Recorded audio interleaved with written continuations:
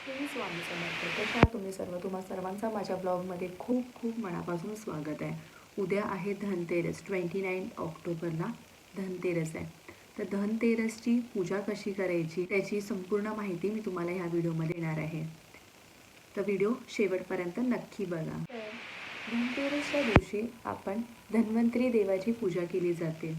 बऱ्याच ठिकाणी असं असतं धनतेरसच्या दिवशी माता लक्ष्मीची पूजा केली जाते, पण खरं तर आपल्याला धनतेरसच्या दिवशी धन्वंतरी देवाची पूजा केली पाहिजे. धन्वंतरी देवता म्हणजे आरोग्याचे देवता असे म्हणून ओळखले जातात. धन्वंतरी देवता जेव्हा समुद्रात मंथन झालं होतं त्यात 14 रत्ने बाहेर आली होती. त्या 14 रत्नांपैकी 5वा रत्न धन्वंतरी देवता बाहेर आले होते. धन्वंतरी देवता हे आरोग्याचे देवता असल्यास धनतेरसच्या दिवशी त्यांची पूजा केल्याची पद्धत आहे. धनतेरसच्या दिवशी धन्वंतरी देवाची आणि माता लक्ष्मीची पूजा केली जाते. तसंच लक्ष्मीपूजनला माता लक्ष्मीची आणि कुबेर देवताची आपण पूजा केली जाते. तर घरात जे काही सोने, जे काही धन आहे त्याची सुद्धा पूजा केली जाते. आता धन्वंतरी देवाची पूजा कशी करायची? खरं तर सर्वात पहिला धन तर आपलं शरीर आहे. आपलं शरीरच जर चांगलं नसेल तर आपण काही करू शकत नाही. आपलं शरीर जर व्यवस्थित असेल, चांगलं असेल तर आपण संघर्ष करू शकतो, काही कमवू शकतो.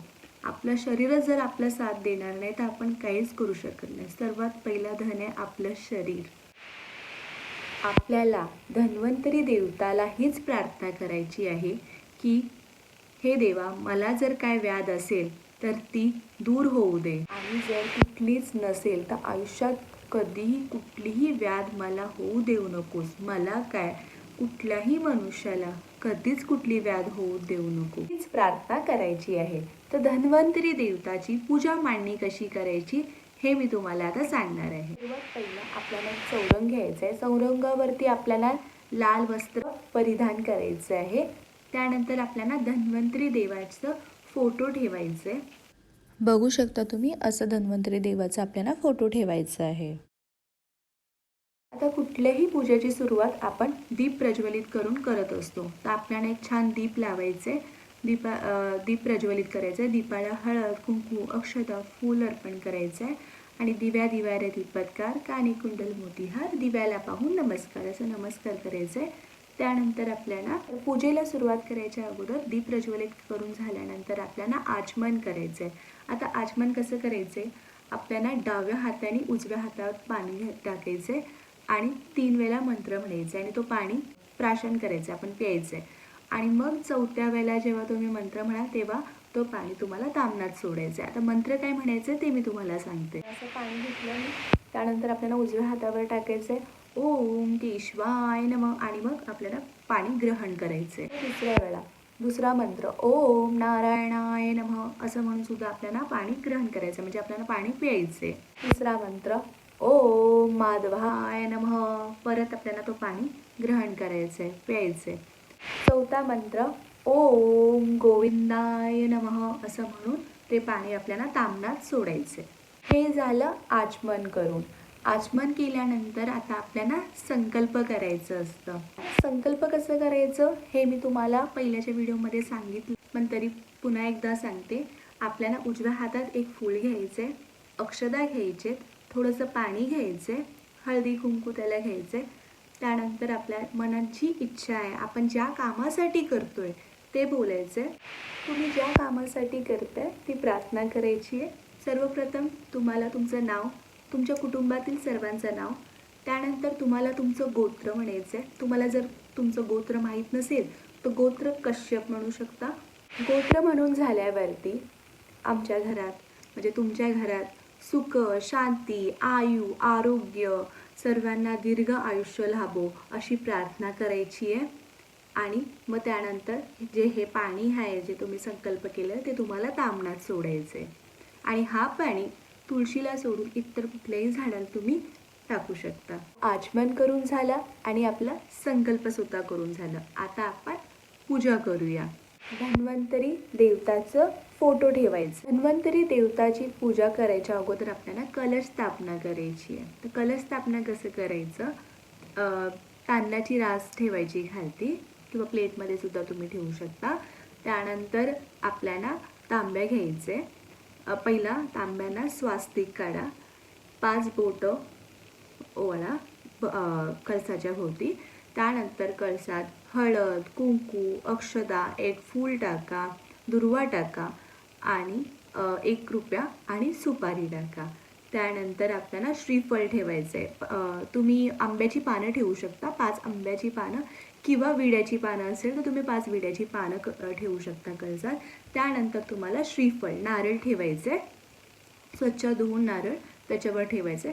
मग श्रीफळला आपल्याला देवी स्वरूप त्यांना हळद, कुंकू, अक्षता, त्यांना फूल अर्पण करायचं आहे। ही झाली आपली कलश स्थापना। मग कळशाला सुद्धा आपल्याला धूपदीप दाखवायचे। कळशाची स्थापना झाल्यानंतर आपल्याला गणपती बाप्पाची स्थापना करायची आहे। आपले प्रथम देवता गणपती बाप्पाची स्थापना करायची आहे। तर गणपती बाप्पांना अभिषेक करून घ्यायचे। पहिला अभिषेक करताना आपल्याला तुम्ही पाण्याने करा, पंचामृतनी करा। पंचामृतनी करत असाल तर 5 वेळेला पाण्याने करायचे आणि त्यानंतर पंचामृतनी करायचं आहे। आणि ही सर्व आपण गणपतीची सेवा करताना आपल्याला ओम गण गणपते नमः, ओम गण गणपते नमः जप करत राहायचे। ठीक आहे। तर गणपती बाप्पांना अभिषेक करून घ्यायचं। अभिषेक करून झाल्यानंतर गणपती बाप्पांना 2 विड्याची पानं घ्यायची, त्याच्यावरती तांदळाची किंवा अक्षता ठेवायची, त्यांना हळदी कुंकू लावायचं, त्यावरती गणपती बाप्पाची मूर्ती ठेवायची। गणपती बाप्पांना सुद्धा अष्टगंध, त्यानंतर हळद, कुंकू, अक्षता, फूल, त्यानंतर गूळ खोबऱ्याचं नैवेद्य दाखवायचं आणि त्यांना धूपदीप दाखवायचं। गणपती बाप्पाची पूजा झाली। गणपती बाप्पाला दुर्वा अर्पण करायची आहे। धन्वंतरी देवाचा फोटो नसेल, ठीक आहे, आता धन्वंतरी देवाची आपल्याला पूजा करायची आहे। धन्वंतरी देवाचा तुमच्याकडे फोटो नसेल, फोटो असणं महत्त्व आहे। जर नसेल तर तुम्ही त्यांच्या स्वरूपात सुपारी ठेवू शकता, त्याची तुम्ही धन्वंतरी देवांच्या स्वरूपात त्या सुपारीची पूजा करू शकता। तर धन्वंतरी देवता म्हणजे आपल्या आरोग्याचे देवता, आयुर्वेदाचे देवता। भारतात काय पूर्ण आयुर्वेद आपल्या पूर्ण जगात पसरलेला आहे। धन्वंतरी देवापासूनच आयुर्वेद हा विकास पावला असं म्हटलं जातं। आता धन्वंतरी देवाच्या फोटोला किंवा तुम्ही सुपारी स्वरूप ठेवलं असेल त्यांना हळदी कुंकू अक्षता अर्पण करायचे, फूल अर्पण करायचे। धन्वंतरी देवता भगवान विष्णूंच्या 24व्या अवतारापासून एक अवतार आहे। तर त्यांची धन्वंतरी देवाची आपण पूजा करताना ओम नमो भगवते वासुदेवाय नमः ह्याचं अखंड जाप करायचं आहे। आणि पहिला आपल्याला हळद कुंकू अक्षता फूल अर्पण करून झाले की तुम्हाला माहिती आहे विष्णुदेवांचाच अवतार आहे, तर विष्णुदेवांना विष्णू भगवानांना तुळशी खूप प्रिय आहे, तर आपल्याला तुळशीपत्र सुद्धा त्यांना अर्पण करायचे। ओम नमो भगवते वासुदेवाय नमः या मंत्राचा मंत्र जाप करायचा आहे। ओम नमो भगवते वासुदेवाय नमः, ओम नमो भगवते वासुदेवाय नमः, ओम नमो भगवते वासुदेवाय नमः। विष्णू गायत्री मंत्राचं पठण केलं तरी चालेल। झाली धन्वंतरी देवताची पूजा। त्यानंतर आपल्याला माता लक्ष्मीची पूजा करायची आहे। माता लक्ष्मीची मूर्ती असेल, फोटो असेल तर फोटो ठेवा, मूर्ती असेल तर मूर्ती। आता मूर्ती जर मातीची असेल तर तुम्ही अभिषेक करताना काय करायचं आहे, फूल घ्यायचे हातात, ते पाण्यामध्ये डीप करायचे आणि ओम श्री महालक्ष्मी नमः, ओम श्री महालक्ष्मी नमः, ओम श्री महालक्ष्मी नमः। आणि जर पितलाची चांदीची किंवा पंचधातूची मूर्ती असेल तर आपल्याला पाण्याने किंवा पंचामृतनी तुम्ही अभिषेक करू शकता। तर तेच मंत्र आपल्याला 21 वेळेला जप करायचे। ओम श्री महालक्ष्मी नमः। अभिषेक करून झाल्यावरती स्वच्छ कपड्याने पुसून घ्या। त्यानंतर तुम्हाला विड्याची पानं ठेवायची, त्याच्यावरती तांदळाची रास।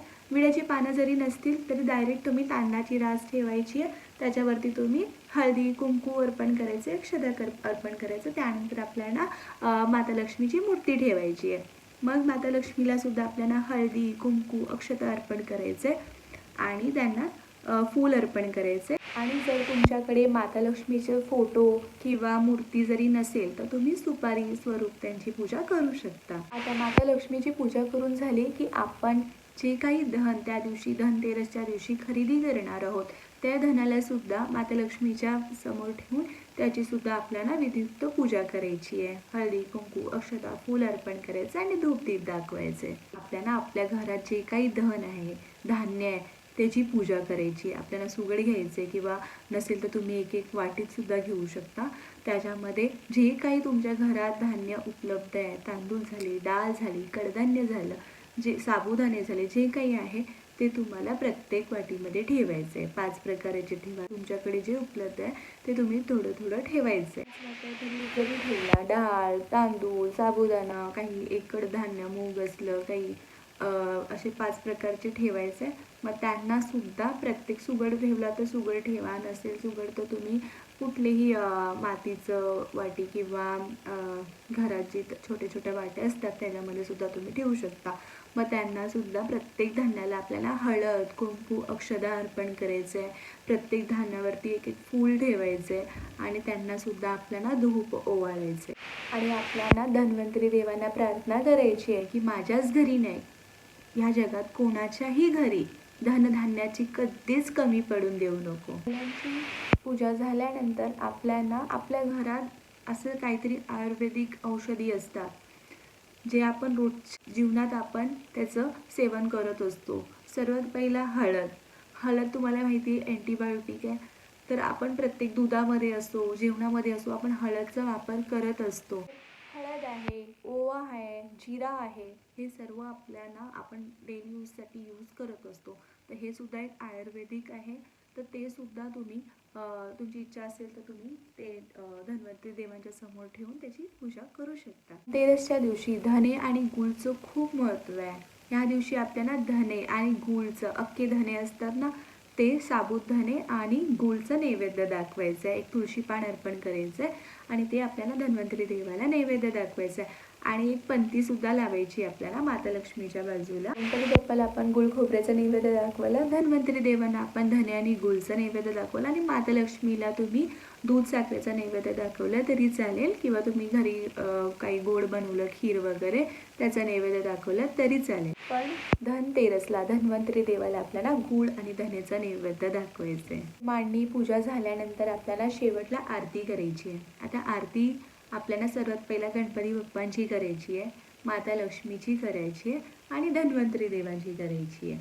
तर तुम्हाला जर नसेल येत तर तुम्ही यूट्यूबला सुद्धा लावून करू शकता. पूजा मांडणी झाली. आता सेवा काय करायची आहे. पूजा मांडणी कितीही व्यवस्थित चांगली केली तरी जर सेवा शिवाय ती अपूर्ण आहे. सर्वात पहिला आपल्याला सेवेमध्ये एक माळ धन्वंतरी देवाचा मंत्र म्हणायचं आहे.